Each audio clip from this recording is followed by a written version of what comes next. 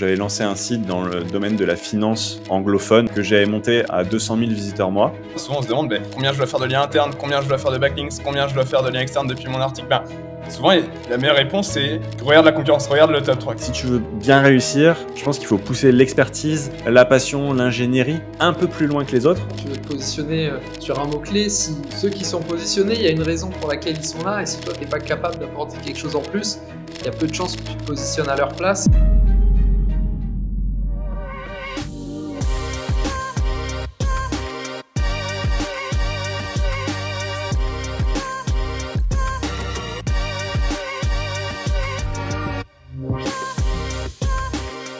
Bienvenue à tous dans ce nouvel épisode du podcast Position Zéro. Position Zéro, c'est le podcast SEO. Aujourd'hui, on reçoit avec Thomas un super invité. On reçoit Amaury de l'outil Serpmentix. Amaury, je vais te présenter. On va faire une belle petite présentation de toi. On va tout dire.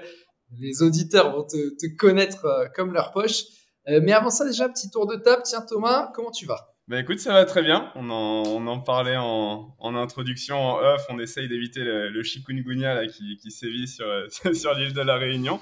Mais sinon, écoute, ça roule bien de mon côté. Et vous ? Écoute, moi, de mon côté, ça va. Je suis depuis quelques temps en Corse, donc nouveau décor dans le tournage, mais on voit rien de l'extérieur. Je suis face à un mur dans un bureau de coworking, donc voilà. Et Amaury, toi, tu vas bien ? T'es content d'être là ? Ouais, complètement. Je vais super bien aussi, les gars. Merci beaucoup pour l'invitation. Depuis un endroit moins exotique, je suis à Lyon aujourd'hui. Donc, écoute, moi, j'ai pas ce problème ni de plage, ni de chikungunya ici. Mais je suis ravi d'être avec vous aujourd'hui et j'ai hâte de voir tous ces sujets que vous nous avez préparés. Carrément, attention, Lyon, ça peut être très exotique. On le sait très bien. On a eu des Lyonnais, d'ailleurs. C'est pas mal de Lyonnais. Il y a eu Rémi Nestasio, Romain Langlais. Il y a quelques Lyonnais qui sont passés sur ce podcast qu'on salue d'ailleurs. Exact. On mettra les petits épisodes en description. Je dis ça, comme d'habitude, on va oublier de le faire après, mais voilà, vous avez compris, en tout cas, le cœur est là. Trop bien, du coup, Amaury, je vais te présenter. Donc toi, de base, tu es un ingénieur, tu as fait Central Paris, et tu as fait en plus, alors bien vu pour ce coup-là, un petit double diplôme en marketing à l'ESSEC. Et t'es tombé très tôt dans le SEO, mais ça, je vais pas non plus trop spoiler, parce qu'après, il y a la marmite du SEO, on va rentrer en détail dans tout ce que tu fais, mais en tout cas, tu as touché à pas mal de choses, tu accompagnes des clients en SEO, en consulting SEO, tu continues à en accompagner, et tu développes aussi pas mal d'outils, puisque forcément, qui dit ingénieur, dit tu as la chance, contrairement à Thomas et moi, de savoir coder, ça te permet aussi de développer pas mal d'outils. Tu as développé plein d'outils qui servent tous les jours à pas mal de SEO, notamment un de backlink. Alors moi, je suis un peu anglophone, je dis one-to backlinks. Il y a aussi un de page, qui est un outil qui permet de voir la cannibalisation. On mettra ça en description, mais surtout, tu as développé un autre outil qui s'appelle Serpmentix, qui est une solution pour créer du contenu qui se positionne sur Google. D'ailleurs, Serpmentix est le sponsor de cet épisode. Je vais le présenter tout de suite après. Mais Amaury, déjà, dis-moi si j'ai pas fait d'erreur, si j'ai tout dit. Voilà, je te laisse la parole. Ouais, carrément, c'était une bonne présentation. Effectivement, on peut aller creuser tous les sujets que tu veux, mais il y a les grandes lignes globalement.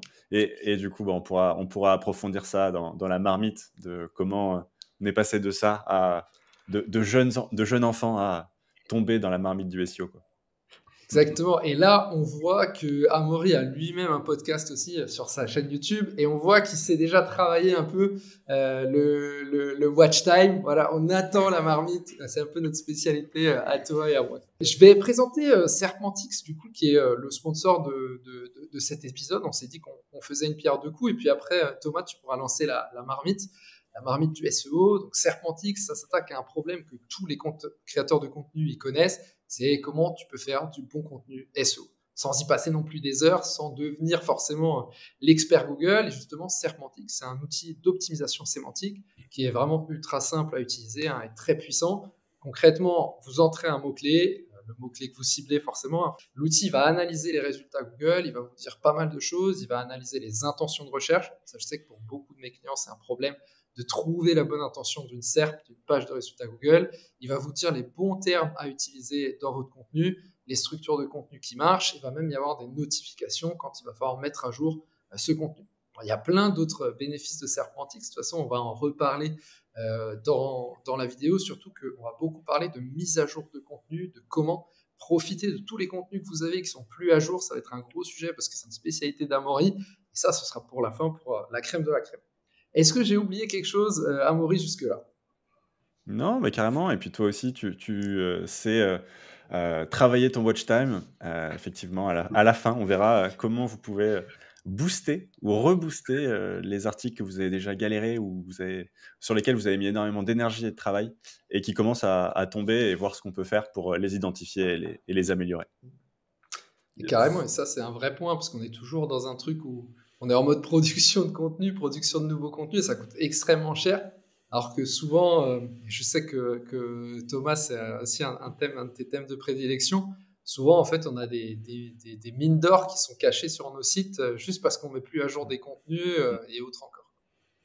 C'est clairement une des premières steps pour aller chercher plus de traf, c'est de prendre tes anciens contenus et voir ce qui ne va pas, essayer de les retravailler pour aller chercher plus de traf. Effectivement, parfois pas besoin de mettre tant d'énergie dans la création, il faut regarder aussi ce qu'on a et ça sera un gros sujet de ce podcast, donc restez bien connectés avec nous et sans plus attendre, on va passer à la première édition. Oui, tu as quelque chose à dire, Lucas? Et oui, parce qu'on a oublié, il y a quand même une super offre pour nos auditeurs. Exactement. Avec le code position 0, donc Serpentix. Du coup, vous pouvez aller utiliser l'outil, il y aura le lien en description. Et on a une offre de 20% sur votre première commande. Donc c'est 20% si vous prenez un mois, c'est 20% sur votre premier mois. Si vous prenez tout de suite un an, c'est 20% sur la première année. Et du coup, profitez-en. Et le code promo dure jusqu'au dimanche 25 mai 2025 pour information. Trop bien. Ne le laissez pas expirer parce que c'est une offre qui ne reviendra pas. Et en plus, tu fais pas souvent d'offres, hein, donc profitez-en. Non, j'ai vraiment comme idée de... j'ai vraiment l'idée d'avoir un outil qui est au prix juste et du coup, je suis pas trop fan des codes promo. Très bien. Et puis, tu auras l'occasion d'en reparler un petit peu plus en détail au cœur de ce podcast, des différentes fonctionnalités et avantages de cet outil sur le marché SEO français. Et on va donc pouvoir commencer du coup sur le premier format de ce podcast, qui est un format tout simple, la marmite du SEO. L'idée derrière cette fameuse marmite, c'est de comprendre comment toi, tu es tombé dedans, étant petit, et surtout pourquoi tu as décidé d'y rester au fil des années. Carrément. Comment je suis tombé dans le SEO ? Avant de tomber dans le SEO, j'ai commencé à programmer assez jeune, donc j'avais 12 ans. Mon père avait un livre sur le HTML sur une de ses étagères et j'ai eu un ordi, je crois, à mes 9 ans et j'ai d'abord consommé des jeux vidéo, ce genre de choses. Puis un jour, je me suis dit que je voulais faire à l'ordi des choses et non pas juste être un consommateur. Et donc, j'ai commencé à programmer des sites, puis des logiciels à partir de mes 12 ans. Et ce qui a fait que, du coup, plutôt que de jouer dans le jardin, j'étais devant un ordi à créer des projets. J'en ai créé énormément. Jusqu'à globalement fin lycée où j'ai fait une petite pause pour la prépa et où j'ai eu du temps quand j'ai intégré Centrale Paris où justement le plus gros de les études était derrière et donc c'était le moment de s'y remettre. Et donc sur les projets, quand tu as un projet, quand tu as un outil, c'est chouette, mais il faut quand même de la visibilité et ce besoin de visibilité m'a fait me pencher sur justement comment je fais pour que des gens viennent sur ce que j'ai créé. Et c'est comme ça que j'ai découvert le SEO. Et en fait, l'idée de travailler pour permettre à Google justement de proposer à l'utilisateur la réponse la plus précise pour la requête que l'utilisateur va faire m'a bien plu. Et cette capacité à justement utiliser les données pour analyser en fait, ce qui peut marcher, ce qui peut moins marcher avec justement des Google Analytics, des Google Search Console et des outils justement d'analyse de la concurrence, de recherche, de veille et tout ça. Et donc, je me suis essayé progressivement sur différents sujets, sur les sites de mes projets. J'ai commencé à faire un peu de consulting pour des clients.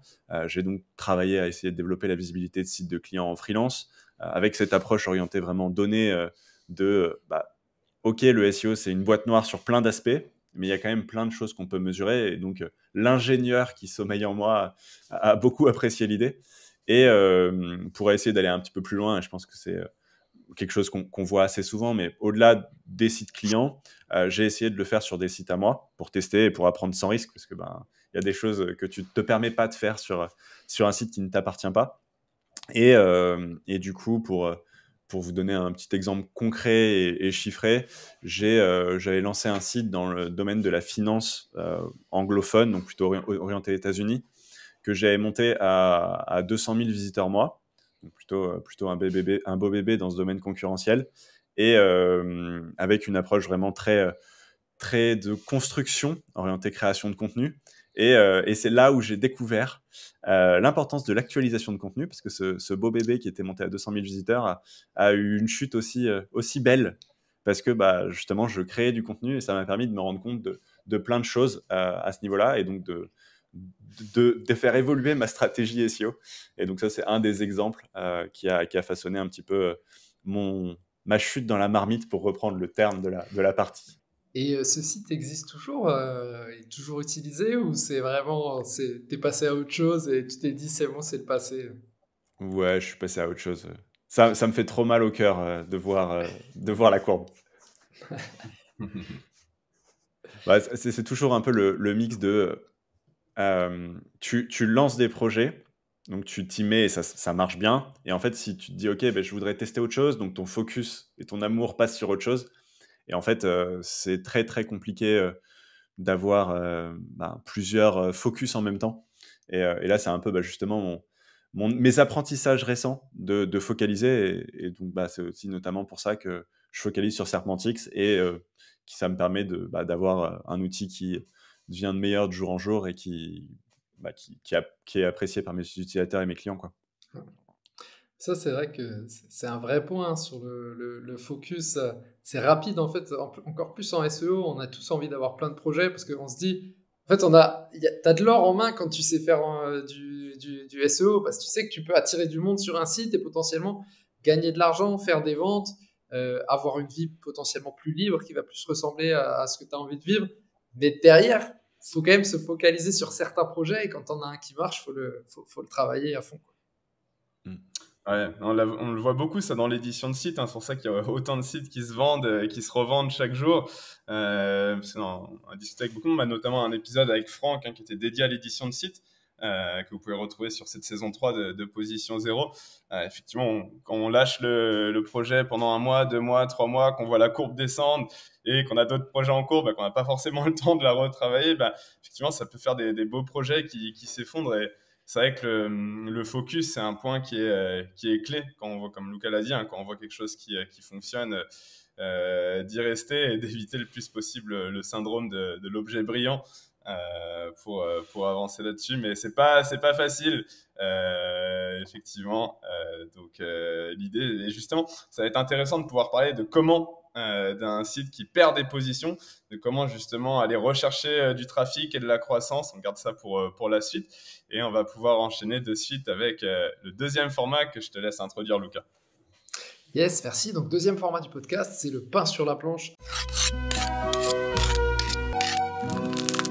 Amaury, le principe, c'est de savoir aujourd'hui, ça ressemble à quoi tes journées. Alors, c'est pas que est-ce que tu fais du SEO dans tes journées ou pas, t'en fais forcément, mais voilà, dis-nous un peu à quoi ça ressemble aujourd'hui tes journées, une journée typique.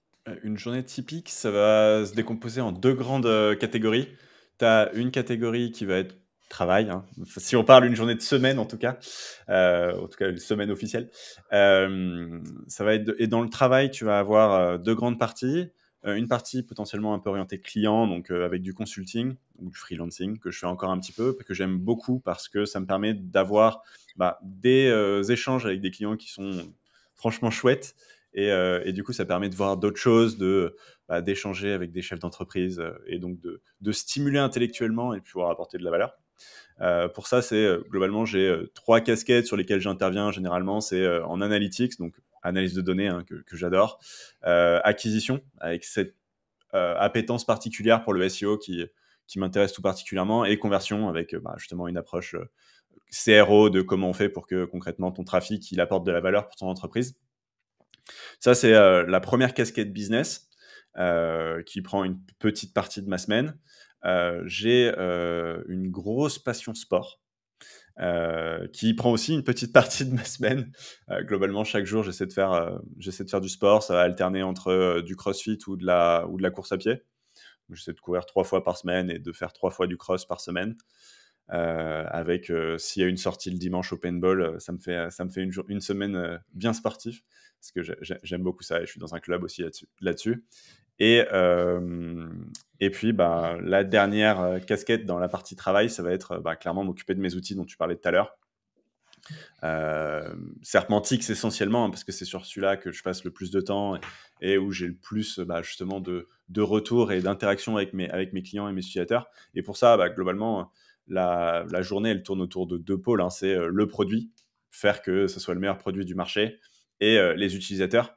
Et du coup, je passe la majorité de mon temps globalement à améliorer Serpentix grâce au retour de mes clients et de mes utilisateurs, parce que c'est souvent des idées d'utilisateurs qui font les meilleures fonctionnalités de l'outil, quoi.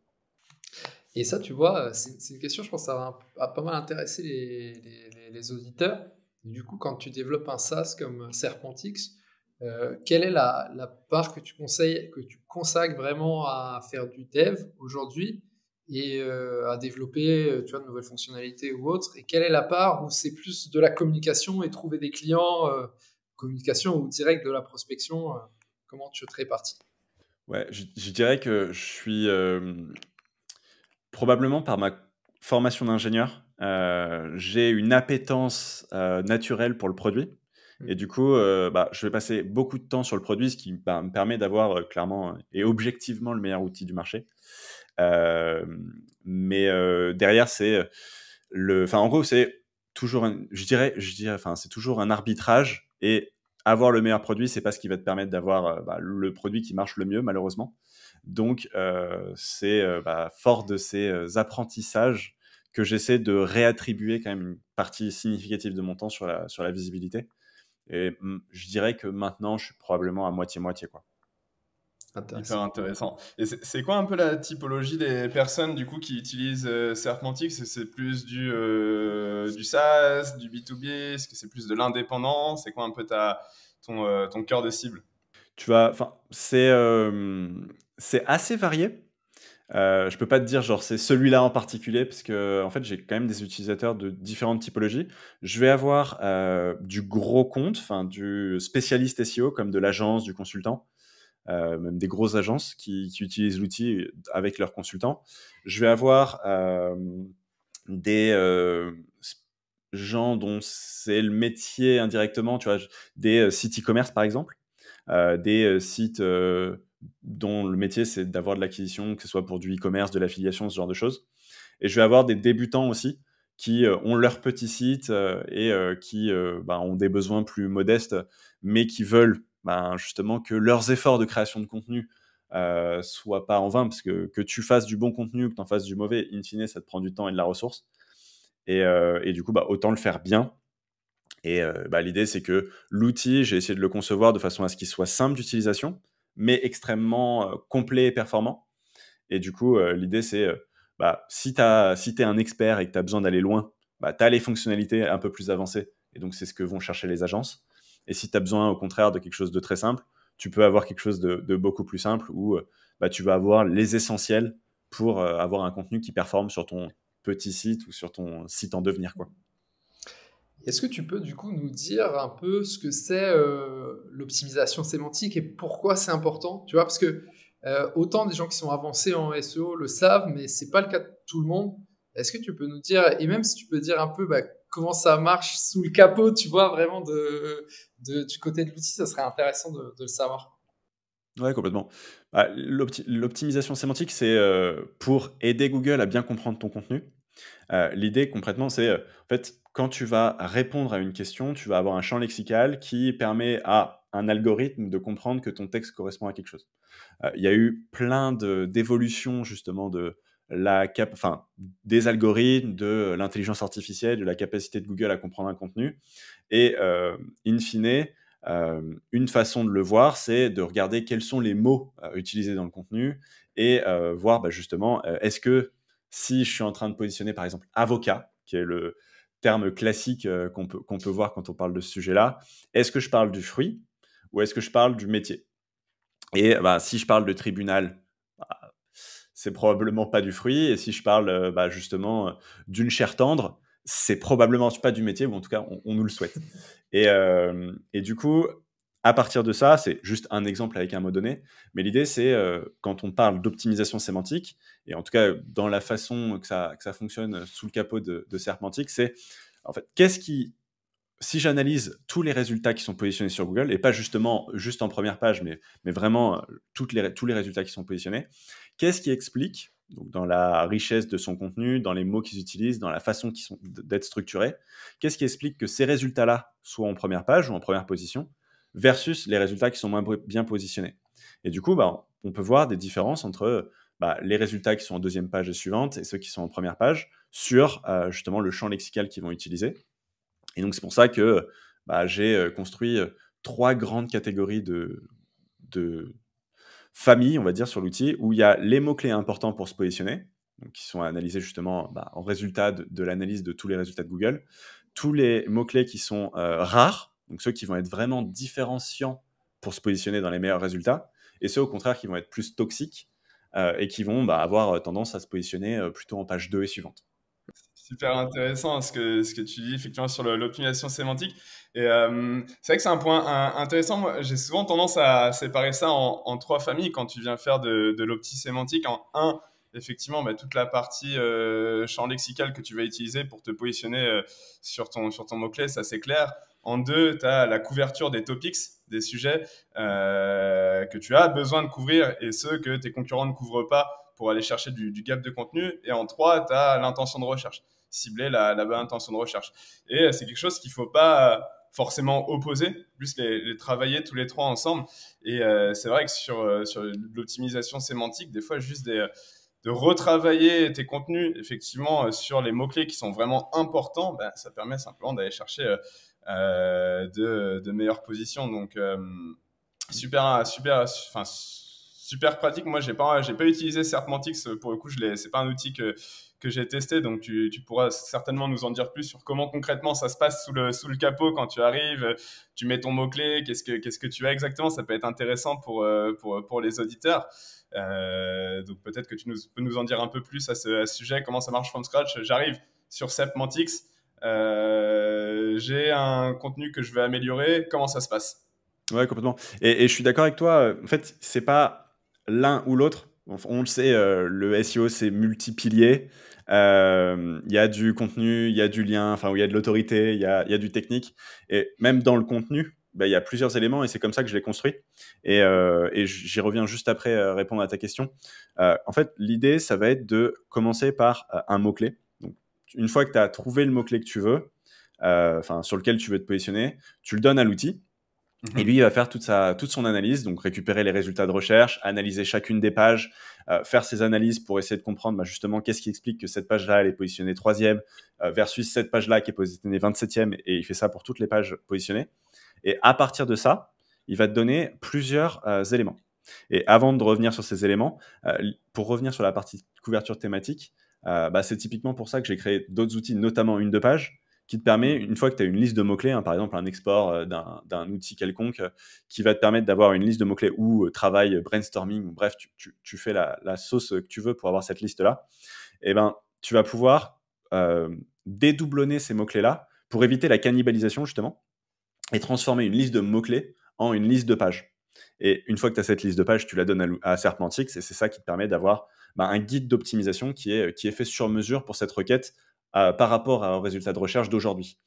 Et une fois que tu as ça, tu vas te retrouver avec un éditeur qui te permet de rédiger ton contenu avec tous les éléments qui vont se mettre à jour et te donner les résultats en temps réel, et plusieurs onglets qui sont structurés justement pour te permettre de faire en fait l'optimisation comme je pense qu'il est le plus logique de le faire. Et ce que tu disais tout à l'heure, moi, je pense que la meilleure façon, c'est de commencer par un plan. Donc, l'idée, c'est de structurer ton contenu pour justement avoir quelque chose d'intéressant et qui réponde parfaitement à ce que l'utilisateur cherche. Parce que c'est fini le temps où tu vas faire du keyword stuffing, donc juste mettre les mots-clés ou le mot-clé que tu cibles en boucle dans ton contenu et que ça marche. Ça peut marcher sur des requêtes très spécifiques. Il y a des exemples où ça peut marcher. Mais si tu veux vraiment faire ça bien, que ça fonctionne de façon systématique et durable, c'est pas comme ça que tu vas réussir. Donc, créer le bon plan qui va te permettre de répondre à la personne. tu as un onglet intention et qui reprend justement tous les éléments que tu as présentés, hein, qui va avoir justement le type de page que tu vas devoir créer. Parce qu'on l'a vu récemment, par exemple, Google, pour certaines requêtes, va favoriser les e-commerce. Si toi, tu as un article de blog et que tu essaies de te positionner sur cette requête-là, tu n'as aucune chance. Et donc, lui, il va analyser justement les résultats qui se positionnent bien et te recommander, pour cette requête donnée, avoir cette typologie de page en particulier et te lister justement les objectifs et les questions que les gens vont avoir, donc l'intention de recherche. Et il va regarder, donc pour chacun des résultats qui se positionnent, qui répond à quelles intentions et comment toi, ton contenu y répond. Et en fait, une fois que tu as fait ces deux parties-là, là, tu as structuré un contenu qui est, 1, sur la bonne forme par rapport à ce que Google attend, 2, répond à ce que les utilisateurs cherchent. Et là, tu peux justement aller sur la partie optimisation sémantique qui va te donner les caractéristiques, que ce soit la longueur, les médias à intégrer, vidéo, images, ce genre de choses, les bons mots-clés à intégrer, donc ce que je te disais tout à l'heure avec les 3 catégories, les mots-clés importants, les mots-clés rares et les mots-clés toxiques. Tu peux voir ce que font les concurrents. Et après, aller sur le reste, donc aller optimiser justement tes méta-titles, tes méta-descriptions qui permettent de... Une fois que tu as le bon contenu, il faut que les gens cliquent quand ils les voient dans les résultats, donc il faut aller optimiser cette partie-là et travailler ton maillage interne, à la fois sortant et entrant, pour que tu n'aies pas une page que tu vas mettre en ligne qui soit orpheline et que tu puisses donner de la puissance à tes pages qui existent déjà sur ton site. Et globalement, l'idée, c'est, avec ces différents onglets, ils sont ordonnés de cette façon-là, ça te permet d'avoir un processus logique de création du contenu parfait pour Google et tes lecteurs, de A à Z, quoi. Et c'est vrai, sur l'optimisation sémantique, je pense là, super intéressant à aller vraiment tester l'outil pour voir sur vos contenus. Et c'est un sujet où, pour avoir travaillé au Royaume-Uni, en France, en général dans la francophonie, on est assez avancé sur ce sujet. Il y a d'autres sujets où eux vont être plus avancés, mais nous, c'est un sujet où on est assez avancé, donc il faut profiter encore plus si vous êtes sur des gros sites, sur des trucs internationaux. Souvent, vous allez vous retrouver dans certains pays, par exemple Italie, Espagne, souvent, c'est pas encore quelque chose qu'ils font, ou c'est quelque chose qu'ils font très peu. On est un peu en avance là-dessus, donc il faut vraiment en profiter au niveau français. Et puis, en plus, c'est quelque chose... alors, avant, c'était pas quelque chose, entre guillemets, de confirmé, mais maintenant, c'est quelque chose qui a leaké aussi, donc qui a fait partie de la fuite de données de l'algorithme Google, et aussi, il me semble, du procès Google, qui s'est déroulé il y a quasiment il y a plus d'1 an maintenant. En gros, c'est le principe de QBST, hein, si je ne me trompe pas, c'est Query Based Silent Term. Je ne sais jamais si c'est Query Silent ou Query Based, je ne sais jamais l'ordre des mots, c'est tellement barbare comme truc, mais c'est vraiment ça le principe, c'est que, en gros, nous, quand on parle de quelque chose, je vous parle d'un verre. En fait, là, le verre, vous allez le voir, donc vous savez de quoi je parle. Mais peut-être que je parlais du verre de mon t-shirt que j'ai aussi. Et les moteurs de recherche, eux, ils ne peuvent pas voir, ils n'ont pas d'œil comme nous, donc ils sont obligés de faire des calculs et de regarder, t'as parlé de l'avocat et t'as dit cher tendre, c'était un bon exemple, probablement que t'es en train de parler du fruit et pas de parler de l'avocat du procès, quoi. Même si cher tendre sur un meurtre, peut-être, ça peut... Ouais, non, mais c'est... Voilà, là, on divague. On divague complètement. Mais c'est clair que sur la partie... Et au-delà de ça, il y a effectivement le nom. Il y a plein d'exemples, hein, Jaguar, la voiture, ou Jaguar, l'animal, mais aussi sur l'intention de recherche, c'est-à-dire que simplement catégoriser l'intention de recherche par les termes qu'on connaît, à savoir transactionnel, navigationnel, commercial, c'est réduire un concept qui est beaucoup plus large que ça. Et il y a un exemple, moi, que j'aime beaucoup dans la SERP, c'est sur le terme bave d'escargot, où tu vois une personne qui va taper bave d'escargot aujourd'hui, elle peut vouloir en acheter, mais elle peut aussi vouloir comprendre à quoi ça va servir. Est-ce que je vais pouvoir l'utiliser, je sais pas, pour mon acné, pour ma peau, pour cicatriser des choses.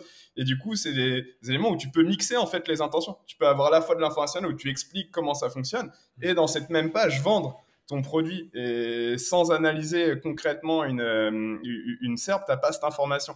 Et c'est pour ça que c'est essentiel vraiment, avant toute chose, de savoir, OK, c'est ça la bonne intention, je peux y aller. Et pour rebondir là-dessus, je trouve qu'effectivement, quand on parle intention de recherche, les outils en général ont associé ça à 4 catégories. Navigationnelle, informative, commerciale et transactionnelle. Et en fait, je trouve que c'est d'un côté extrêmement intéressant quand tu vas faire ta recherche de mots-clés, tu vas pouvoir avoir un petit logo à côté, potentiellement plusieurs logos à côté.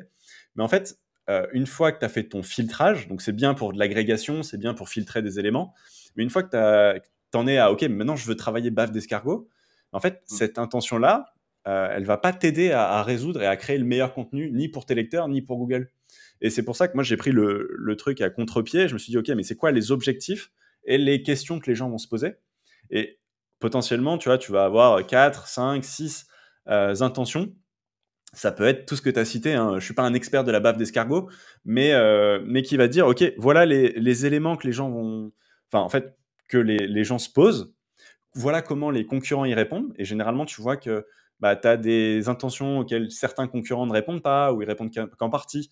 Et l'idée, c'est que toi, ça te permet d'avoir très clairement une liste des choses qu'il faut que tu donnes dans ton article pour répondre à cette intention. Et justement, ça te permet d'aller à la fois chercher de l'informationnel, potentiellement, dans cette requête-là, mais aussi quelles sont les requêtes commerciales, et donc augmenter, au-delà de mieux répondre pour ton SEO, et donc d'avoir plus de trafic, d'augmenter la valeur business de ton site et de ton entreprise, parce que juste derrière, tu peux donner exactement ce que les gens cherchent, et ça peut avoir une vraie valeur monétaire pour développer ton entreprise, ton projet, quoi.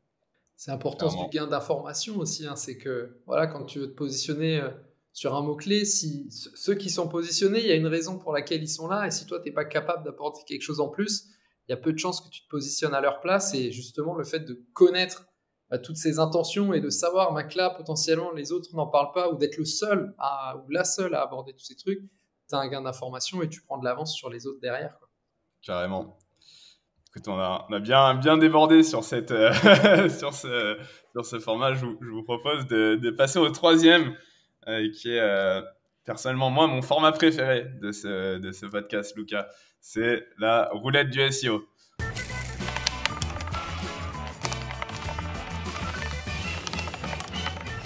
Bon, malheureusement, on n'est pas en physique, donc il n'y a pas de vraie roulette, hein. Je ne sais pas si tu avais eu l'occasion de suivre la saison 1 et 2, où du coup on était filmé en studio et on avait une roulette entre guillemets, parce que ça n'a jamais été une roulette, on va pas se mentir.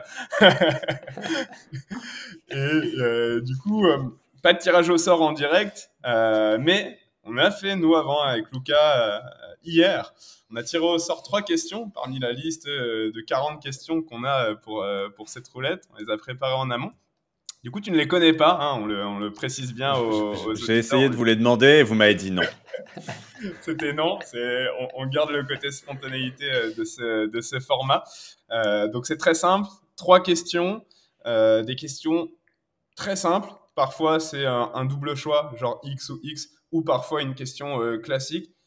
T'y réponds de la manière la plus concrète possible. Et derrière, on peut rebondir dessus si besoin. Je vais du coup me mettre sur la liste et on va commencer du coup avec la première question. On en avait d'ailleurs un tout petit peu parlé là dans les premières minutes de ce podcast. C'est, tu as un article de blog. Quelle est la règle ou pas, selon toi, du nombre de liens externes que l'article doit avoir? Je suis quand même très très fan de qu'est-ce que font les autres. In fine, je pense que tu n'as pas de réponse universelle, et c'est toujours le critère habituel du SEO qui va te dire ça dépend. En fait, ça dépend. Quand tu t'arrêtes là, c'est ultra frustrant. Moi, c'est vraiment l'approche de ok, mais qu'est-ce que Google va attendre sur cette requête-là en particulier? Ça va différer d'une industrie à l'autre, ça va différer d'une requête à l'autre. Et du coup, en fait, juste qu'est-ce que font les articles qui performent? Qu'est-ce que font les articles qui performent pas? Tu peux le checker à la main, tu peux regarder sur Searchmantic qui va te donner les infos. Donc c'est juste, ça dépend, et ça peut être la même chose en termes de liens internes et de liens externes. Une requête très concurrentielle va sûrement être très densément maillée en interne, avec probablement aussi beaucoup de backlinks qui pointent. Et peut-être, justement, on sait que faire des liens vers des sites d'autorité, donc même des liens externes depuis ta page, ça peut aussi aider Google à se dire que c'est un contenu qui a été sourcé, recherché, et donc le valoriser mieux. Enfin, bref, ça va dépendre de ta requête, quoi. Moi, je trouve récemment un petit truc que j'ai changé quand même dans mon approche, c'est d'essayer de citer un peu plus mes sources, notamment avec l'approche des IA. Alors, je suis totalement d'accord avec toi, c'est vraiment ça dépend, que font les autres, regarder et autres. Mais par rapport à avant, quand je crée des contenus, je cite un peu plus mes sources. Et notamment, j'essaie de trouver des sources d'autorité.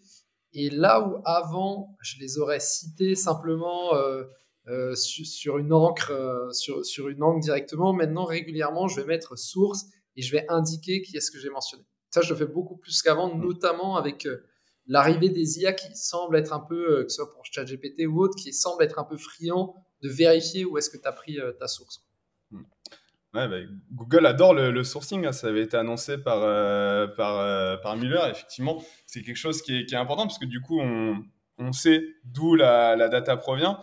Et pour rebondir sur ce qu'on disait, et ça c'est un point qui est hyper intéressant pour nos auditeurs, souvent on se demande combien je dois faire de liens internes, combien je dois faire de backlinks, combien je dois faire de liens externes depuis mon article. Souvent, la meilleure réponse c'est regarde la concurrence, regarde le top 3. Qu'est-ce que fait le premier résultat sur ça? Et c'est pareil sur les liens. Je me dis, OK, je me lance sur un mot-clé. Là, par exemple, nous, avec l'Alimentant, on lance une nouvelle formation qui est formation Community Manager.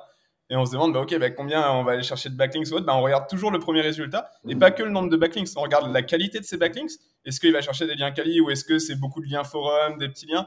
Regardez les encres aussi. Est-ce qu'il fait beaucoup d'encres optimisées ou au contraire beaucoup de naturel? Et du coup, ça permet déjà de se donner une idée de ce qu'il faut aller chercher sur cette cible particulière, parce qu'en fait, tout dépend du mot-clé et de la niche dans laquelle on se trouve. Donc, regarder ce que fait la concurrence, c'est potentiellement le meilleur indicateur à avoir en tête.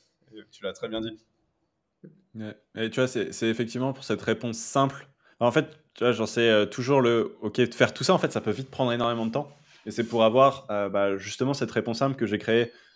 Une de backlink qui va te dire, OK, tu mets ton mot-clé et il te dit exactement combien il te faut de liens sur cette page, combien il t'en faut sur le domaine. Parce que c'est deux métriques qui te donnent pas toute la variété de ce que tu veux avoir pour répondre, mais qui vont te donner quand même une information qui est intéressante en te disant, OK, mais sur ces mots-clés-là, il va te falloir 45 000 mots-clés, backlinks. OK, peut-être que juste ça pourra venir dans un second temps. S'il m'en faut 3, peut-être qu'effectivement, c'est beaucoup plus accessible. Et pareil, combien il te faut de liens internes? Ça, tu vois, tu peux le déléguer à un outil et il te le donne plus facilement que d'aller y passer 3 plombes, d'aller les compter toi à la main, quoi. Typiquement, tu prends un Screaming Frog et tu regardes combien de liens internes a celui qui se positionne premier à ta place, et déjà, ça te donne pas mal d'indications. D'ailleurs, il y avait une question qui était intéressante que j'avais vue dans un des commentaires d'ailleurs d'une de nos vidéos. C'était une personne qui disait « J'ai un article où j'ai plus de liens externes que de liens internes. » Est-ce que selon toi, c'est problématique, Amaury, d'avoir un article de blog qui a plus de liens externes, donc qui pointent vers d'autres sources, que de liens internes? Même remarque, tu vois, par exemple, tu fais un article ultra bien, ultra scientifique, très sourcé sur la bave d'escargot, pour rester sur cette thématique. Et tu vois, en fait, tu vas citer du Wikipédia, tu vas citer une petite marque de niche qui vend de la bave d'escargot et bioéthiquement sourcée. En fait, c'est beaucoup plus pertinent qu'un mec qui va te faire de l'encre, juste des liens internes avec achète ma bave d'escargot maison. Tu vois, ça peut être contre-intuitif quand tu imagines justement le PageRank, la diffusion de ton jus, tous les termes que tu veux y mettre. Mais en fait, in fine, est-ce que ça améliore l'expérience de l'utilisateur? Est-ce que ça rend ton contenu plus crédible? La réponse est probablement oui. Et si la réponse est oui, ça a de la valeur pour ton SEO. Et donc, pourquoi Google te pénaliserait pour ça, quoi? Ouais, c'est clair. Puis on le voit sur même des articles listes, hein. Par exemple, les 20 meilleurs logiciels de montage vidéo, tu as probablement plus de liens externes que de liens internes. Donc, c'est pas toujours... Une fois de plus, tout dépend de l'intention, quoi. Ouais. Et même si potentiellement tout le monde est en train de comparer 20 trucs et toi tu vas te dire moi je vais essayer d'aller plus loin et en mettre un peu plus, tu auras peut-être plus de liens externes, mais c'est pas pour autant que ça va te pénaliser. Alors après, si tu fais 300 trucs de montage vidéo et que ça ressemble plus à rien de ton article, c'est encore un autre sujet. Mais... C'est clair. Très bien. Très, très clair. On va passer à la deuxième question qui est sympa. Je l'aime bien cette question. C'est quoi, Amaury, ta découverte SEO de cette année 2025? Pas évidente. Découverte SEO de l'année 2025. Quelque chose que tu faisais pas forcément avant, pardon, et où tu te dis tiens, ça marche, c'est puissant, ou quelque chose que tu as changé dans ta façon de faire, quelque chose que tu as vu. Est-ce qu'il y a quelque chose qui te vient en tête? En 2024, j'en ai. En 2025, je suis pas sûr qu'il y ait de gros changements. En fait, c'est toujours les leaks, ce genre de choses, c'est toujours bah, donner des éléments sur ce que tu fais déjà plus ou moins.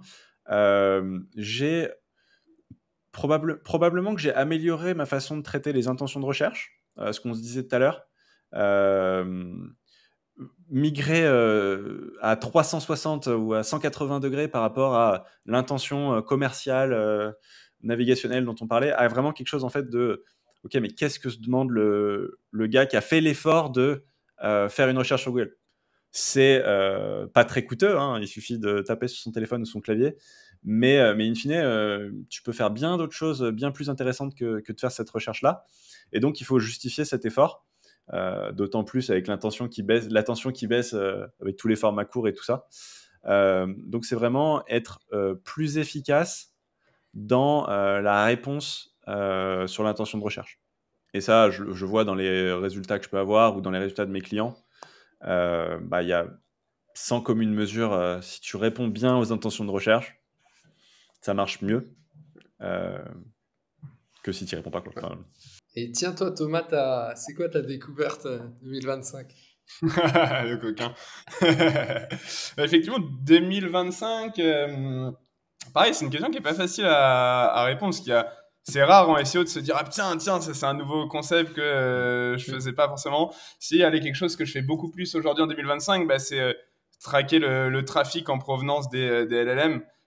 Chose que je faisais pas forcément avant. Je fais beaucoup sur Ahref avec leur fonctionnalité de Web Analytics où tu peux voir absolument toutes les sources de trafic, même Instagram, ChatGPT, Bing, tout, Yandex, etc. Et du coup, c'est intéressant parce que de plus en plus, on le voit avec Live Mentor, on arrive à être bien présent. Quand tu demandes quelle est la meilleure formation marketing digital en France, sur du Gemini, sur du Grok, on arrive souvent en première position. Et c'est intéressant de voir le volume de ce trafic aussi en comparaison avec les autres sources, qui est bien plus minime aujourd'hui, et surtout sur le marché français. C'est moins le cas sur le marché US où il y a beaucoup plus de data. Mais c'est super intéressant de se dire, OK, est-ce qu'on pourrait pas adapter ça? Est-ce qu'on pourrait pas aller chercher plus de choses? Donc, ouais, je dirais ça. Peut-être le tracking des sources en provenance des LLM. Ouais, Et je toi? pense, moi, c'est pareil. Hein. En plus, je développe un outil pour faire du Generative Engine Optimization actuellement. Donc, c'est vraiment ce que je fais, c'est regarder comment tu peux faire pour être plus cité sur les LLM. Pour que quand quelqu'un demande quel est le meilleur endroit pour acheter de la bave d'escargot, ce soit ta marque qui ressorte et pas une autre marque. Et effectivement, moi, je fais plein de tests, que ce soit des tests avec des backlinks, des tests sur du maillage interne. Du coup, je me replonge aussi dans des analyses de log, ce que je faisais de moins en moins. Voilà, après, derrière, tu as plein de choses à faire là-dessus. Et je pense que c'est bien parce qu'on a tout un monde à découvrir, plein de nouveaux tests à faire. Et ce qui est bien, c'est que ça nous laisse dans... En fait, Google, ça a toujours changé. Ça fait 10 ans qu'en fait, chaque année, on est en train d'apprendre de nouvelles choses, de tester de nouvelles choses. On va en parler après sur la mise à jour des contenus. C'est un truc, on le sait tous, mais c'est devenu encore plus important maintenant qu'avant, parce qu'il y a plus de concurrence, parce qu'il y a plein de raisons pour ça. Mais en tout cas, c'est bien parce que ça nous permet toujours de se remettre à jour, de continuer à apprendre, et c'est ça qui est bien dans notre métier.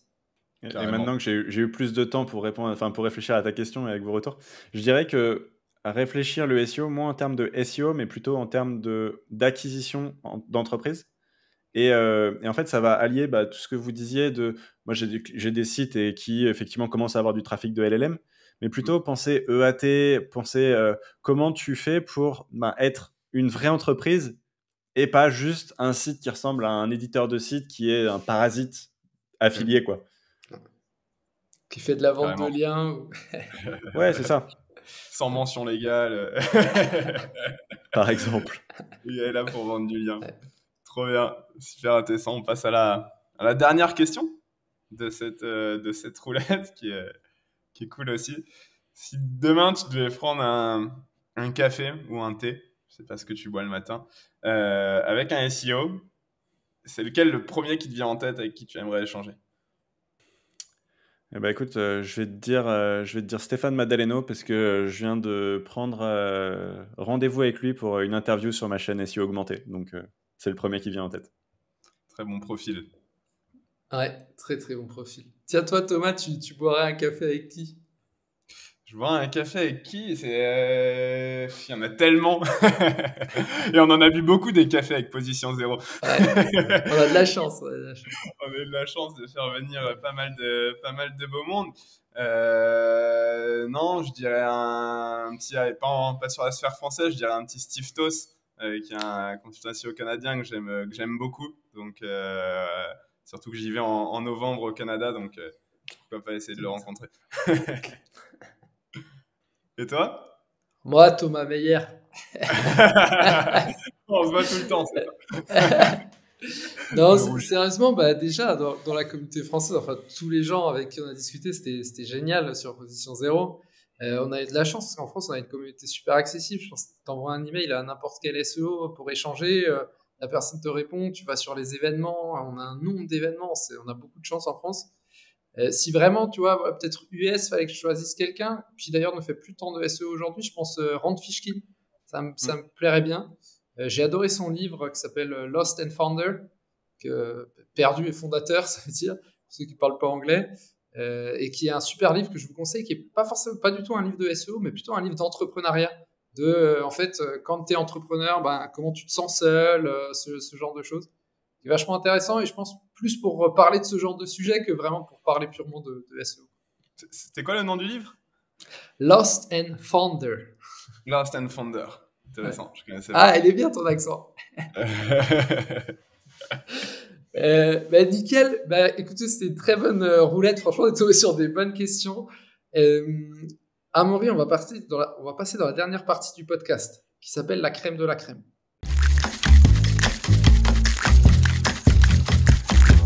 Le principe de la crème de la crème, c'est qu'on va te poser des questions sur ta spécialité SEO. Ta spécialité SEO aujourd'hui, c'est le contenu, l'optimisation du contenu. Et surtout, on va un peu axer sur un truc que tu connais très bien, parce qu'on en a pas mal parlé en off, c'est la mise à jour de contenu. Et on a une première question pour toi. C'est à quelle fréquence il faut mettre à jour un contenu? Et est-ce que tu peux nous révéler un peu ton framework, ton cadre que tu utilises pour la mise à jour de contenus qui vont performer sur le long terme, que tu vois les auditeurs derrière, ils ont limite à copier-coller ton truc et ils peuvent profiter de ça un maximum. Oui, carrément. En fait, le framework, il se décompose en 3 parties. Il y a une partie qui va être pour faire une analogie avec les produits que tu vas avoir dans ton frigo, la date limite de positionnement, qui est en fait quand tu vas créer un contenu, il faut avoir en tête à quel moment en fait ce contenu il va périmer. Pour ça, tu regardes ce que Google propose, l'âge moyen des résultats qu'il va y avoir, et ça te permet d'estimer justement quelle est la fréquence de mise à jour des résultats qu'il va y avoir. Et donc, quand je crée un contenu, je me dis, OK, quand est-ce qu'il va falloir que je le mette à jour? Et potentiellement, en fait, c'est aussi un critère qui va me permettre de savoir si ce contenu-là, j'ai les ressources nécessaires pour aller positionner dessus, parce que ça me sert à rien de faire un contenu s'il faut le mettre à jour toutes les 2 semaines et que en fait, j'ai ni les ressources financières, humaines pour aller faire ça de façon sérieuse. Donc ça, c'est probablement le premier critère. Dans Serpmantic, j'ai évidemment la fonctionnalité pour éviter d'avoir à le faire à la main de OK, mais quelle est la fréquence recommandée de mise à jour? Et il pousse le truc en te donnant une date. Et une fois que tu as cette date, il se met lui un rappel pour t'envoyer un mail et te dire OK, en fait, cette semaine, ça pourrait être intéressant que tu retravailles ce contenu-là, parce que en fait, c'est l'âge moyen qu'on y a identifié. Et donc, si tu veux pas qu'il chute, il vaut mieux que tu le retravailles de façon proactive. Donc ça, c'est sur la partie amont. Donc quand je vais créer mon contenu, de façon proactive. Et il y a une partie aval qui va être justement, OK, j'ai ma date limite de consommation, mais est-ce qu'on répond tous, ou est-ce qu'on suit scrupuleusement tous cette date sur les produits qu'on a dans notre frigo? Pas forcément. Et parfois, moi, il m'arrive d'acheter un produit et d'avoir qui périme bien avant que la date soit arrivée. Et donc l'idée, ça va être de suivre, donc de surveiller la chute potentielle des contenus. Ça, tu peux le faire avec ta Google Search Console. J'ai fait un micro-tool gratuit que vous pouvez trouver une fois que vous serez sur votre dashboard Serpmantic dans les outils, un outil qui vous permet d'analyser, donc de connecter votre site et d'analyser justement votre site et trouver les pages qui sont en baisse. Donc par baisse, j'entends, elles sont en chute de clics, elles sont en chute d'impressions, qui sont les premiers phénomènes qu'on peut voir et à côté desquels on peut passer si on n'a pas justement les bons filtres, les bonnes ressources pour surveiller ça. Et moi, des filtres que j'aime bien mettre en place, un peu plus compliqué sur la Search Console, donc c'est pour ça que j'ai créé ce petit outil gratuit, c'est justement comment on fait, quelles sont les pages qui sortent du top 3. Potentiellement, j'étais premier sur la période passée, maintenant je suis quatrième, probablement début d'un mauvais signal. Est-ce que je sors du top 10 ? Ça va globalement, je passe dans le cimetière de Google de la deuxième page, et ça c'est aussi un très mauvais signal, et c'est cette chute-là qu'on peut diagnostiquer assez tôt qui va nous permettre d'endiguer au plus vite une chute de clic, par exemple, qui pourrait être problématique et qui est à la fois très néfaste pour cette page-là, parce que j'aurai moins de trafic, mais aussi un mauvais signal pour le site de façon globale, parce que s'il y a une page que Google mettait en avant, qui apportait du trafic, potentiellement du bon trafic, qui commence à périmer, je ne sais pas si vous avez déjà testé de laisser une orange dans un bac à orange pourrir, ça va amener l'intégralité du bac avec elle. Et du coup, c'est un peu cette analogie-là que j'aime bien dans mon framework de mise à jour pour identifier en amont et en aval quand est-ce que je vais mettre à jour le contenu. Et une fois que j'ai cette liste de pages, donc priorisée par rapport à l'importance qu'elle peut avoir pour le business, ce genre de choses, là, l'idée, c'est de la retravailler pour justement en fait, remettre à jour le sujet de qu'est-ce qu'un bon contenu. Et je sais que c'est une de tes questions, donc on pourrait aller voir ça juste après. Mais en fait, retravailler la page, et globalement, ça veut dire réanalyser les éléments et vérifier qu'on répond bien aux différents critères, que ça soit l'intention de recherche qui peut avoir évolué. Il y avait un moment où sur des requêtes commerciales, ils pouvaient positionner des articles de blog. Maintenant, c'est des pages e-commerce, des pages produits ou catégories. Et en fait, si c'est plus la bonne page, il faut changer de catégorie de page. Si la sémantique a changé, il faut aller réoptimiser son contenu. Si maintenant on a besoin de plus de médias, il faut faire plus de médias. Bref, en fait, l'idée, ça va être de faire un bilan de à quoi correspond la SERP. Et l'idée avec un brief, avec un bon outil, c'est d'avoir cette visibilité, de checker si notre page répond bien aux nouvelles exigences. Si ça répond bien, bingo, c'est parti. Peut-être que je retravaille mon maillage, peut-être que je travaille d'autres sujets, peut-être que je mets un peu de lien. Si ça répond pas, ça me permet d'avoir facilement la liste des choses que je dois améliorer. Super intéressant. Et ça m'amène à une petite question, par pure curiosité. Comment toi et ton outil, vous calculez justement cette date limite par mot-clé? Parce que j'imagine qu'il y a des mots-clés qui doivent être quand même très proches.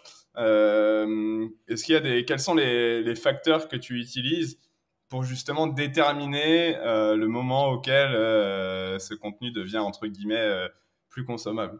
Ouais. En gros, ça va être comme pour tout le reste des analyses.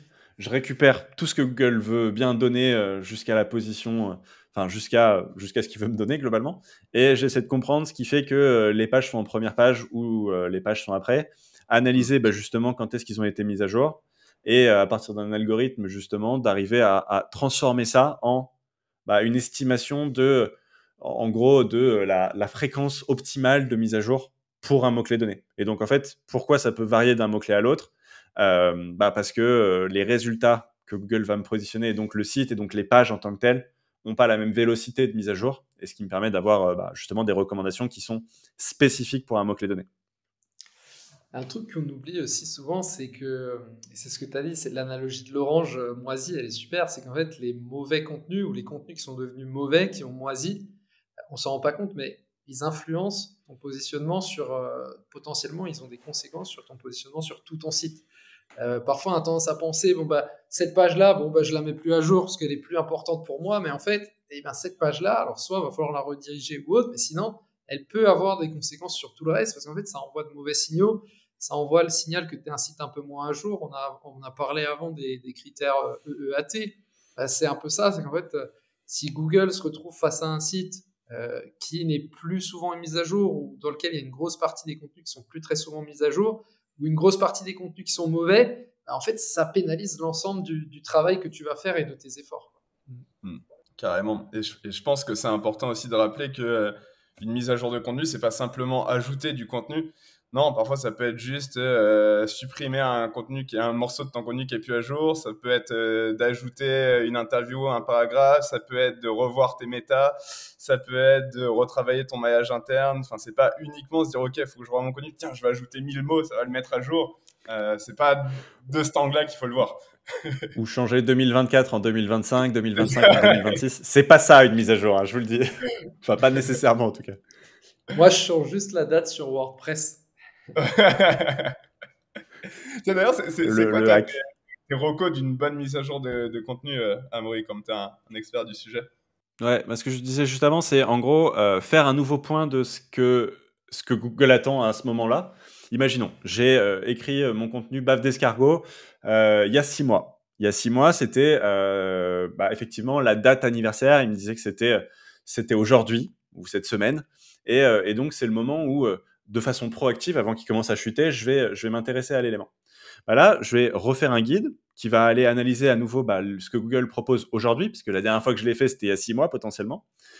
Les résultats peuvent avoir changé, l'intention peut avoir changé. Peut-être qu'avant, donc il y a 6 mois ou il y a 2 ans, c'était très orienté informationnel. Peut-être que maintenant, c'est très commercial parce que le marché a mûri et que maintenant, il y a effectivement des e-commerce spécialisés dans la vente de baffe d'escargot. Et en fait, là, ça va me permettre de faire globalement ce qu'on disait tout à l'heure. Est-ce que j'ai bien toujours la bonne typologie de page? Est-ce que je réponds bien aux intentions de recherche? Comment les concurrents y répondent? Et surtout, est-ce qu'il y a des intentions que je loupe? Est-ce qu'il y a des choses où en fait, c'est plus dans l'intention et je peux le supprimer? Est-ce que je suis toujours sémantiquement bien optimisé? Est-ce que j'utilise pas des mots qui sont justement plutôt toxiques maintenant? Parce que ça pouvait pas ne pas l'être avant, mais concrètement, le SEO, c'est une compétition, hein. Le jour où tu fais ta mise à jour, dès demain, il y a des gens qui vont essayer de te passer devant. Et pendant même le moment où tu es en train de réécrire ton texte, il y a des gens qui sont en train de brainstormer dans une salle pour essayer de te passer devant. Et du coup, ça évolue. Et l'idée, c'est refaire ton point au moment où tu es en train de retravailler ton contenu, voir la liste des choses qui peuvent te manquer et travailler ça. Et ça peut être assez light, hein, potentiellement. Tu vois qu'à un moment, tu as toujours la bonne intention, tu as toujours la bonne sémantique. Peut-être que si c'est un article qui a une visée un petit peu, on va dire, actualité, tu vois, si c'est orienté légal, par exemple, est-ce qu'il y a une nouvelle loi qui a pu sortir? Est-ce qu'il y a une loi qui a mis à jour? Et donc, tu vas valider le fond de ton article et le mettre à jour potentiellement. Mais en fait, ça va dépendre de comment la SERP et comment la réalité de ce que tu parles, de ce dont tu parles, a évolué pendant ce temps-là, en fait. Il va y avoir une montée sur le mot-clé baffe d'escargot avec cet épisode de Puffcast. Tiens, faites monter un peu. Faites votre recherche Google pour faire monter un peu la requête, là, les auditeurs. Et justement, tu vois, quelle est la place de l'IA, tu vois, dans une mise à jour? À quel point tu peux utiliser l'intelligence artificielle pour ta mise à jour de contenu? Moi, je suis ultra fan de l'IA, hein, je m'en sers au quotidien. On en avait parlé en off, pas pendant un café, mais pendant une visio papote, Lucas. C'est clairement un assistant extraordinaire, mais comme le terme le dit, moi je le vois vraiment comme un assistant et pas comme un créateur autonome. C'est le sujet du moment, tout ce qui va être agent IA, ça fait de plus en plus de choses.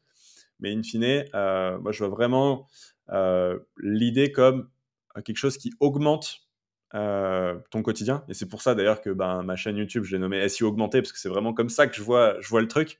C'est avoir la bonne maîtrise de l'outil pour t'aider à aller plus vite, plus loin, et pousser ton expertise justement plus loin dans ce que tu peux produire, plus facilement aussi potentiellement.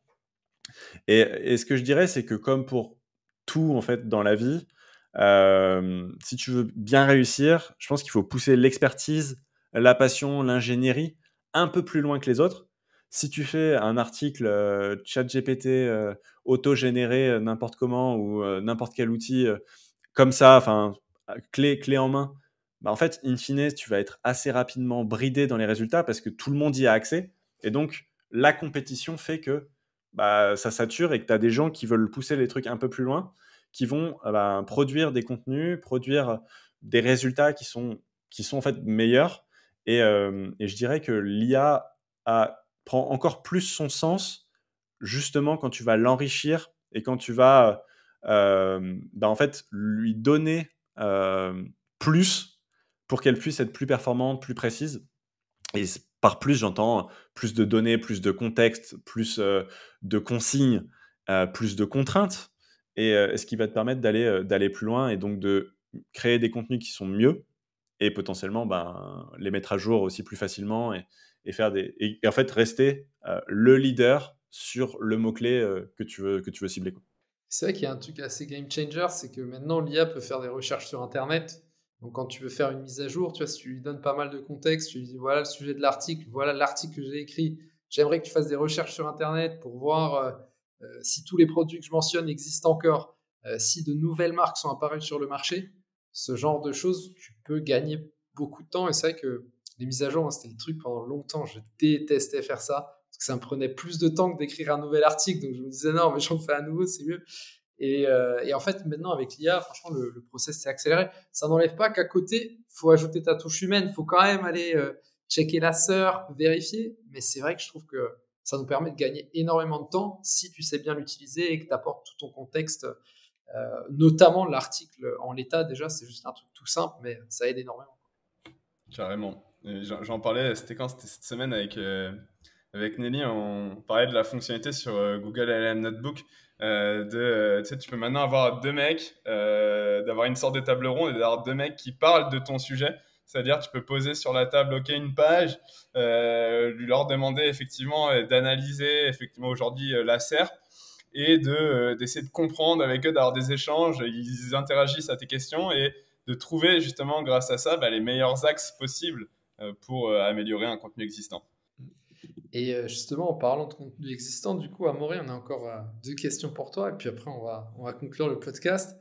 Du coup, maintenant, c'est quoi vraiment un contenu de top niveau, tu vois, en 2025, un contenu pour vraiment battre la concurrence sur les meilleures requêtes, les requêtes les plus concurrentielles? Ouais. Je te dirais que concurrentiel ou pas, in fine, ça va être la même chose, hein. C'est juste le niveau d'investissement que tu vas mettre qui change. Et si je devais le résumer en une seule chose, et après on va le profondir, c'est donner exactement à l'utilisateur ce qu'il cherche. Avant de penser à Google, faites juste, c'est un peu même avec les réalisations qu'on a pu voir, Google va traquer comment tu interagis sur son moteur, mais il va traquer aussi comment tu interagis sur le site avec son mouchard préféré qui est Chrome et qui est du coup sujet du moment un peu sulfureux avec leur procès. Mais du coup, vraiment donner ce qu'ils cherchent. Et ça veut dire, on en a déjà parlé un petit peu, mais c'est répondre parfaitement à l'intention de recherche. À la fois en termes de typologie de page, à la fois en termes d'objectifs et de questions. Avoir un plan qui, du coup, est bien structuré pour apporter l'information que l'utilisateur va vouloir avoir. Et quand je parle de typologie, ça peut être potentiellement, si tu vois que ta requête, il n'y a que des vidéos, peut-être qu'il ne faut pas forcer le destin et essayer de faire du texte. Si la réponse, si ta question, c'est comment nouer une cravate, t'as beau être très habile dans ta façon de formuler des phrases pour expliquer comment faire, peut-être que c'est quand même beaucoup plus simple de l'expliquer en vidéo. Et donc, si ton sujet n'est pas textuel, il n'y aura pas de questions là-dessus, ou en tout cas moins prioritaire. Mais s'il y a besoin de texte, au contraire, l'idée, ça va être de bien structurer ton contenu, parce que, in fine, les gens veulent bien le lire. Enfin, que tu poses à l'IA ou que tu poses ou que tu veuilles le trouver sur un site internet, si c'est organisé n'importe comment, comme un bureau rempli de feuilles, tu vas pas vouloir aller chercher l'information. Avoir les bonnes caractéristiques sur ton article, donc pas essayer d'aller faire plus long à tout prix, en mode c'est ma 5e mise à jour, donc j'ai rajouté 5 blocs de 1000 mots, c'est pas forcément ce qu'on va vouloir. On sait que les gens ont une intention qui baisse et du coup, mieux y répondre plus vite, ça peut être aussi intéressant, sans forcément être trop court parce que sinon tu passes à côté des sujets qui sont importants. Avoir les bons médias, et par les bons médias, ça va être les bonnes vidéos potentiellement de ton contenu qui peuvent enrichir l'expérience de ton lecteur, enfin de ton visiteur. Avoir les bons formats, les bonnes images, potentiellement, tu vois, s'il faut comparer quelque chose, peut-être que ça se passe dans un tableau, etc. Tout ça, c'est dans le brief que tu peux voir sur Serpentix, tu as ces éléments-là. Après, une fois que tu as la bonne colonne vertébrale, la bonne coquille pour ton contenu, l'idée, ça va être d'aller justement mettre la bonne sémantique. naturellement intégrés. Donc, tu vas avoir une liste de mots qu'il faut que tu mettes, des mots qui sont particulièrement importants, des mots qu'il faut que tu évites, au contraire. Et une fonctionnalité qui est arrivée ou qui va arriver quand on sortira l'épisode, c'est que justement, ça te donne une visibilité de chaque instant, chaque moment de ton article, où est-ce que tu en es dans ta construction de ton optimisation sémantique par rapport à la concurrence. Et l'idée, c'est que potentiellement, ça te permet d'identifier des parties de ton article qui sont complètement vides de sens sémantique pour Google. Et ça peut valoir le coup si c'est justement stratégiquement choisi pour du copywriting, pour essayer de faire du passage à l'action, pour vendre ta baffe d'escargot. Mais ça peut être plutôt néfaste en te disant, en fait, juste, il y a 500 mots dans mon article qui n'apportent absolument rien pour le contenu. Et donc, peut-être que là, je peux aller couper et donc élaguer et éviter d'avoir des longueurs qui sont rébarbatives pour l'utilisateur, dans cette idée de lui donner vraiment ce qu'il cherche. Donc, soit c'est sorti déjà et vous pouvez en profiter, soit ça arrive très vite. Il faut que je le teste, cet outil, décidément. Là, tu me mets l'eau à la bouche avec toutes ces fonctionnalités. Complètement, Thomas. On peut en discuter après avec grand plaisir. Et du coup, moi, une fois que j'en suis là, dans ma construction, donc j'ai mon contenu, il est bien optimisé à tous les niveaux. La question que je vais me poser, que j'aime bien me reculer de l'écran et me dire, OK, mais si je relis le contenu en me mettant à la place de mon client idéal, est-ce que je serais satisfait ? Et c'est pas forcément une question qui est simple parce que c'est difficile d'avoir un regard extérieur. C'est beaucoup plus simple quand on a délégué le contenu et qu'on s'y intéresse. Mais je pense que c'est une question intéressante. C'est in fine, est-ce que ça y répond bien ? Est-ce que ça répond vraiment à ce que je vais chercher ? Et une fois que tu en es là, et si la réponse est non, il faut retravailler. Si la réponse est oui, ça va être OK, comment j'enrichis justement la connexion, parce que OK, mon contenu, s'il vit seul, ça va vite s'arrêter. Comment je mets le bon maillage interne, à la fois entrant et sortant. Donc, essayer de trouver les pages qui sont liées. Ça, soit je le fais avec Serpentic, soit je le fais autrement, mais c'est possible. Et comment je fais pour que ce contenu-là brille sur la SERP ? Parce que si, in fine, quand je le compare à tous les autres, c'est pas sur celui-là que les gens cliquent. On sait que le CTR, on sait que justement l'interaction sur la SERP peut avoir un impact dans le positionnement et dans sa durabilité. Et donc, je vais aller travailler justement cette méta-là. Et l'idée, c'est que quand j'ai un bon contenu, ça va être la première étape. Pour mon SEO, j'aime bien essayer de faire le meilleur contenu possible, voir comment il se positionne et suivre ça. Parce qu'une fois qu'il est en ligne, c'est là que je commence à avoir les interactions avec Google, avec mes visiteurs, et essayer de regarder justement les données de performance de cet article-là. Où est-ce qu'il se positionne ? Est-ce que justement il est plutôt en hausse ? Est-ce qu'il est plutôt en baisse ? Et ajuster derrière, soit pour justement retravailler des éléments, et au fur et à mesure des actualisations, le mettre à jour. Et du coup, un bon contenu, c'est un contenu bien travaillé au début, mais c'est un contenu qui va vivre dans le temps. Superbe phrase pour conclure les explications. Mais c'est vrai que c'est un truc tout bête, c'est la relecture aussi. Tu vois, tu en as parlé. Il y a plein d'éléments. Alors déjà, il y a un truc, c'est que, tu vois, un bon contenu, si on avait posé cette question en 2022, la réponse en 1 minute, elle était faite. Tu vois, un bon contenu aujourd'hui, c'est devenu tellement plus exigeant. Il y a la partie sémantique, il y a avoir les bons médias, il y a bien analyser l'intention de recherche, avoir un gain d'information, tous les points que tu as soulignés. Et après, il y a un autre truc, effectivement, c'est relire, quoi. Est-ce que toi, tu as du plaisir à lire ta page de vente ? Est-ce que tu as du plaisir à lire ton article de blog ? Et franchement, je pense 90% de... Parfois, je parle avec des clients, quoi. Je dis, mais tu l'as relu ton article ? T'as vu qu'il n'y a pas d'image ? T'as vu que c'est écrit en gris sur un fond noir qu'on n'arrive pas à lire ? C'est des trucs de... Ouais, non, c'est tellement vrai ce que tu dis. Mais je me souviens aussi, c'était un des premiers trucs que j'avais appris en stage chez l'Alimentant avec Valentin, qui me disait à chaque fois, écoute, ton article il est prêt, tu le publies pas, attends demain, repose-toi et repasse dessus vraiment avec un regard neuf et mets-toi vraiment, prends du recul, mets-toi à la place de ton lecteur. Et est-ce que selon toi tout est normal ? Est-ce que c'est clairement un truc que tu pourrais consommer ? Si oui, ok. Sinon, c'est qu'il faut le retravailler, quoi. Donc, c'est important de mettre ça en avant, effectivement. Ouais, complètement. Et tu vois, tu peux pousser le truc encore un petit peu plus loin. Si ta police, elle est épouvantable, tu n'auras pas envie de le lire. Et en fait, c'est un tout de comment tu fais pour justement chouchouter le mec qui est en train de considérer de passer du temps sur ton contenu Et c'est vraiment, enfin, on disait pour être premier, c'est une compétition, c'est que tu as dépassé tous les autres. Mais c'est en fait une compétition sur l'intention parce qu'il y a tellement de contenu qui parle de n'importe quel sujet. Pourquoi Google montrerait le tien et pourquoi quelqu'un passerait du temps sur le tien? Et donc, c'est vraiment. Si la réponse, elle est évidente, bah, tu as gagné. Si la réponse, elle est beaucoup plus floue, bah, peut-être qu'il y a encore un petit peu. Il faut peut-être que tu retravailles quelque chose, quoi. Carrément. Trop bien. Oh, bah, je pense que c'était un bon épisode bien complet. On dépasse 1h10 là, bien complet, effectivement.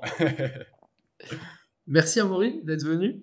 C'était super. Merci à vous. C'était vraiment un plaisir d'avoir partagé ça. Allez checker Certmontix du coup. Les auditeurs, les auditrices, vous avez un code promo relatif position 0, vous avez moins 20%. Profitez-en. Et puis, on se retrouve très vite de toute façon.